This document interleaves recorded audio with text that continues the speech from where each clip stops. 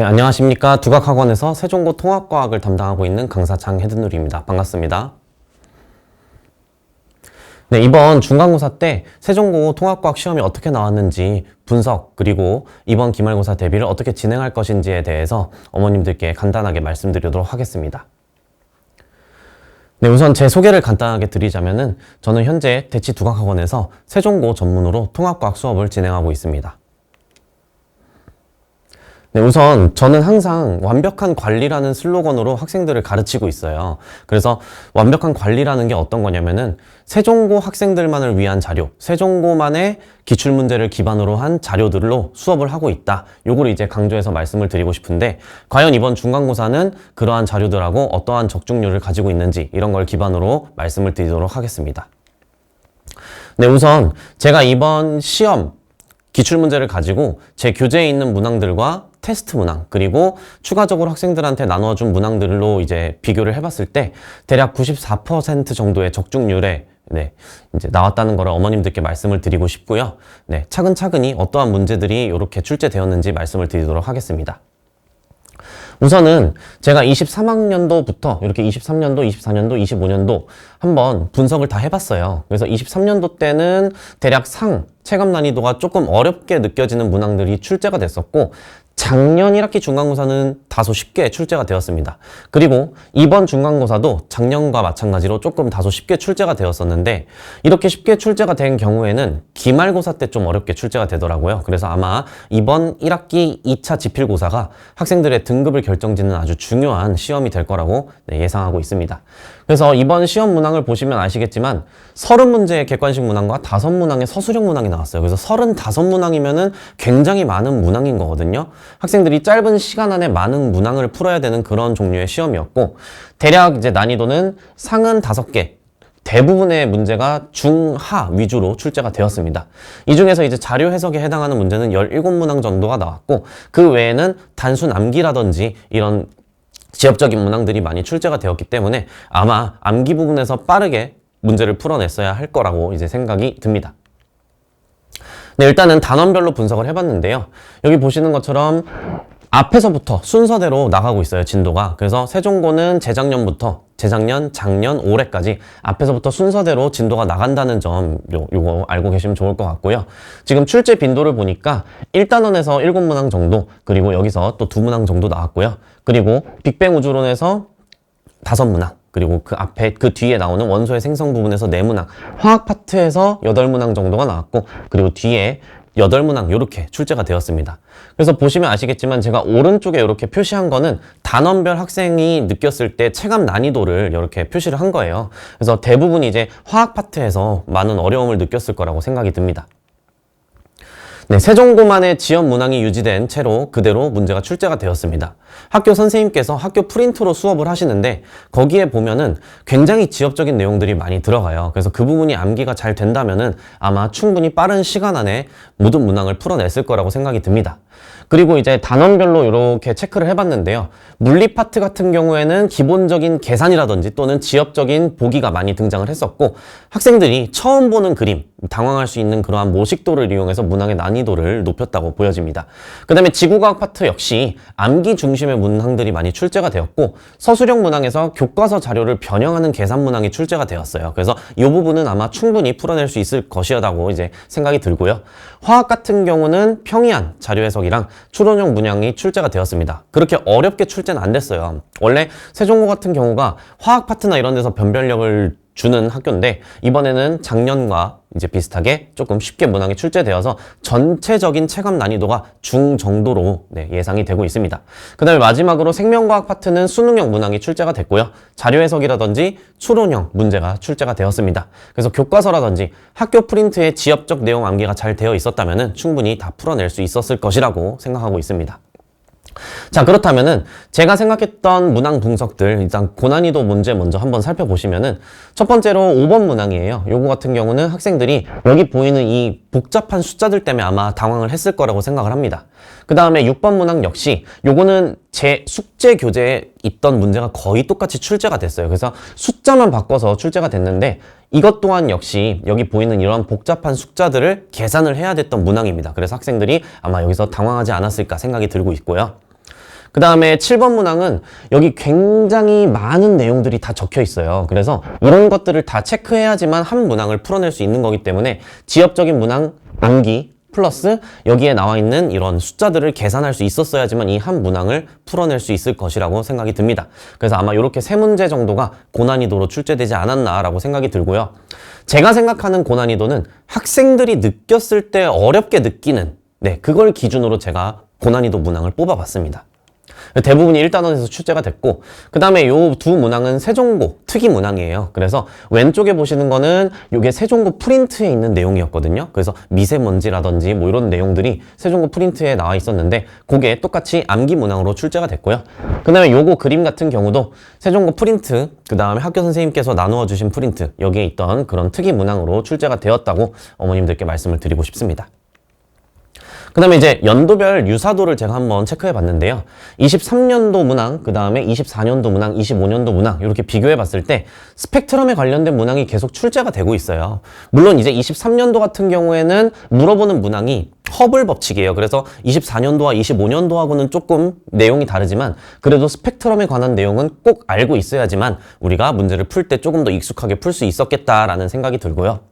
그 다음에 여기 보시는 것처럼 요거는 규산형 광물에 대한 내용인데요. 그런 거의 비슷한 것들이 계속 연속적으로 출제가 되고 있습니다. 그래서 유사도를 봤을 때 과거의 기출문제를 제대로 학습을 했다면 아마 당황하지 않고 해당 문항들을 풀어낼 수 있었을 것이라고 생각이 듭니다.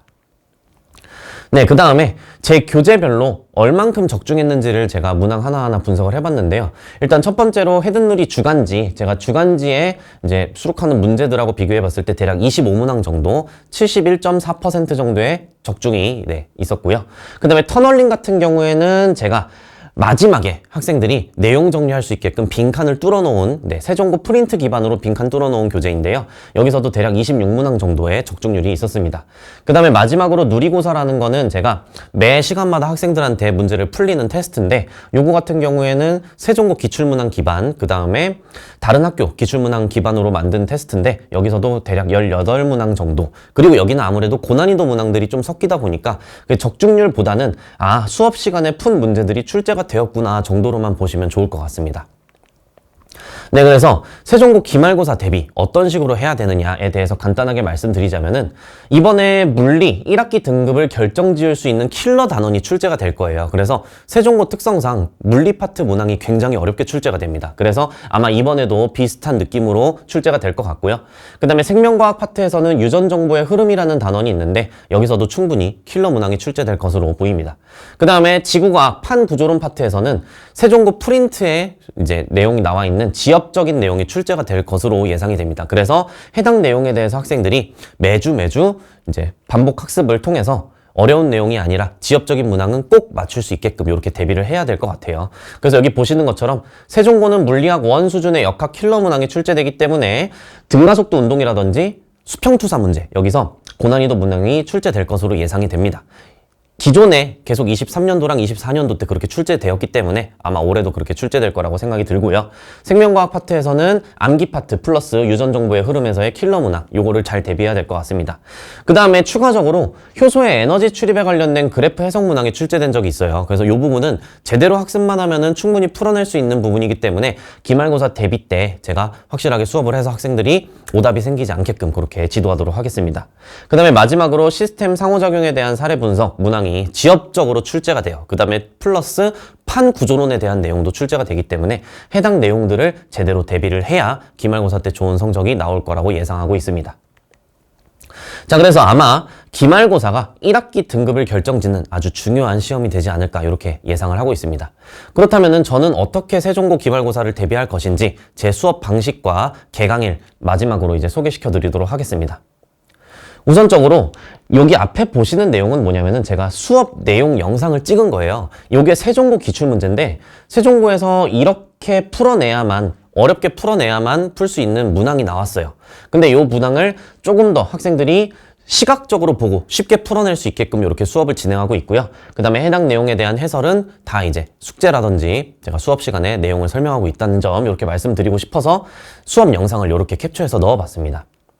그 다음에 두 번째로는 학생들이 아무래도 물리 파트에 너무 어려움을 많이 겪다 보니까 해당 내용에 대해서 간략하게 공식화시켜서 모든 문항을 다 풀 수 있게끔 이렇게 간단한 공식을 만들어서 항상 모든 문항을 풀 때 해당 내용으로 문제를 풀고 있습니다. 그래서 문항별로 다른 풀이법이 아니라 모든 문항을 공통적인 풀이법으로 진행을 하고 있다는 점 말씀을 드리고 싶습니다.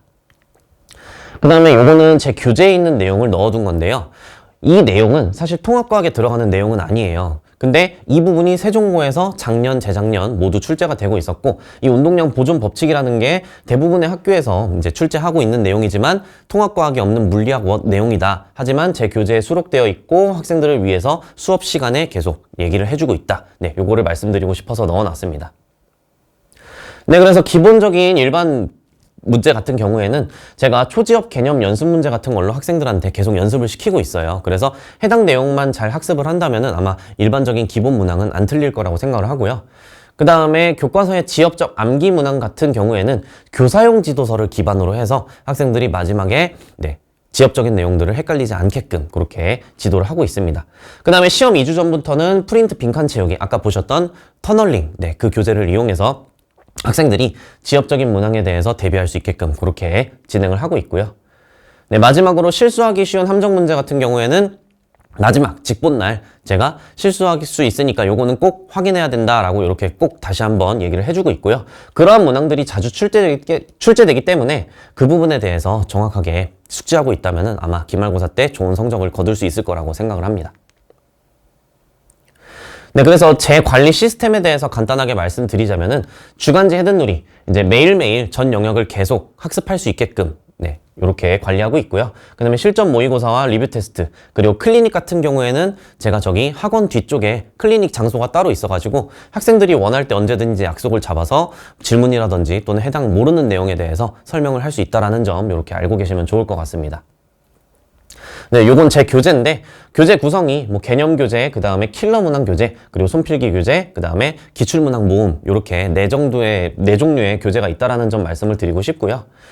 이제 여기 수록되어 있는 문항들은 주요 학교 내신의 선별 문항들이에요. 그래서 여기 나와 있는 문항이 이제 2021년도부터 24년, 18년부터 있는데 문항들이 너무 많아요. 이것만 해도 거의 5,000문항 되는 문항들이 있기 때문에 학생들이 풀 문항이 너무 많습니다. 그래서 여기 중에서도 세종고와 가장 비슷한 문항들만 따로 뽑아서 수업 시간에 연습을 시키고 있다는 점 말씀을 드리고 싶고요. 그 다음에 요거는 제가 손필기 자료예요. 학생들이 혼자서 학습을 할 때, 복습을 할 때 이러한 요점 정리를 가지고 이런 수업을 했었지 라는 내용들을 한눈에 확인할 수 있게끔 이렇게 교재로 만들어서 제공을 해주고 있습니다. 그래서 이번에 들어가는 운동량과 충격량 부분 여기도 손필기 자료로 학생들이 혼자 공부할 때 참고할 수 있게끔 제공을 하고 있습니다. 그래서 주 5일 매일매일 영역 학습을 할 수 있게끔 그 다음에 손필기 자료, 그 다음에 과제 검사를 통해서 학부모님들께 매주 수업이 끝난 뒤에 문자로 어느 정도의 수행도를 하고 있는지 보내드리도록 하겠습니다. 그래서 요거는 주간지와 손필기 자료 그냥 간단하게 캡처해서 여기다가 넣어둔 거고요. 제가 1대1 질문 관리는 직접 질문을 다 받아요. 그래서 조교를 쓰지 않고 학생들이 선생님한테 질문을 해서 혹시나 오개념이 전달될 수 있기 때문에 제가 직접 다 밤새도록 받고 있습니다. 그래서 시험 기간 같은 경우에는 제가 전날에 거의 잠을 못 잔다고 생각을 해요. 그래서 학생들이 막 밤새는 친구들 같은 경우에는 새벽 4시, 5시 이때도 질문을 해가지고 언제든지 항상 편안하게 질문할 수 있다. 그 다음에 추가적으로 클리닉 장소가 따로 있기 때문에 언제든지 선생님한테 원하는 시간을 말한다면 그때 클리닉을 받을 수 있다는 점 이렇게 말씀을 드리겠습니다. 그 다음에 풍부한 기출문제 같은 경우에는 아까 말씀드렸다시피 거의 5,000문항 정도의 문제들이 있기 때문에 세종고에 특화된 그런 문항들로 학생들이 연습을 할 수 있다는 점 이렇게 말씀을 드리고 싶고요. 요거는 뭐냐면은 매일 숙제 챌린지라고 해서 학생들이 숙제한 내용에 대해서 매일매일 저한테 사진을 찍어 보내게끔 시키고 있어요. 그래서 이런 것들을 다 수행을 한다면은 교재비 면제라든지 이런 식으로 제가 이벤트를 좀 하려고 이렇게 매일매일 숙제 챌린지라는 거를 진행을 하고 있습니다. 그래서 학생들이 이렇게 다 일일이 사진을 찍어서 보내요. 그럼 제가 어떤 문항들을 어떻게 풀이했구나, 어떻게 지금 숙제를 진행하고 있구나라는 거를 알 수 있고 굉장히 좋더라고요. 그래서 사진으로 찍는 경우도 있고 아니면은 이런 식으로 영상을 찍어서 보내주기도 합니다. 그래서 영상으로 이렇게 매 페이지 넘겨가면서 이렇게 숙제를 했습니다 선생님 하고 연락을 매일매일 주고 있어요. 그 다음 페이지도 영상을 찍은 내용에 대한 자료입니다. 그래서 이렇게 숙제 검사를 하니까 학생들이 어느 정도 숙제 진행도를 가지고 있고 어떻게 공부를 하고 있는지 알 수 있어서 굉장히 좋더라고요. 그리고 일일이 다 이렇게 답변을 해주고 있습니다. 그래서 이게 굉장히 많은 시간이 소요가 돼요. 어떻게 숙제를 했는지 체크하고 이렇게 너무 잘했다, 너무 훌륭하다, 야 잘했다 뭐 이렇게 얘기를 해주니까 학생들도 더 이렇게 해가지고 열심히 숙제를 하더라고요. 그래서 이렇게 관리를 하고 있다는 점 말씀을 드리고 싶습니다. 네, 제 수업은 관리가 철저한 수업이다라는 것만 잘 알고 계시면 좋을 것 같고요. 수업 시간은 5월 18일 개강 예정이에요. 그래서 일요일 2시부터 5시 세종고 1학년 통합과학 수업 진행하고 있다는 점, 그 다음에 클리닉 같은 경우에는 일단은 수업 전후에 진행을 하고 있고요. 추가적으로 그 차주에 학생들이 원하는 시간에 언제든지 클리닉 장소에서 수업을 받을 수 있다는 점 이렇게 말씀을 드리고 싶습니다. 그래서 제 이름이 해든누리가 세상을 밝게 비춰주라는 뜻이에요. 그래서 언제든지 학생들의 성적을 밝게 비추기 위해서 열심히 수업하겠다는 점 이렇게 말씀드리면서 설명회를 마무리하도록 하겠습니다. 시청해주셔서 감사합니다.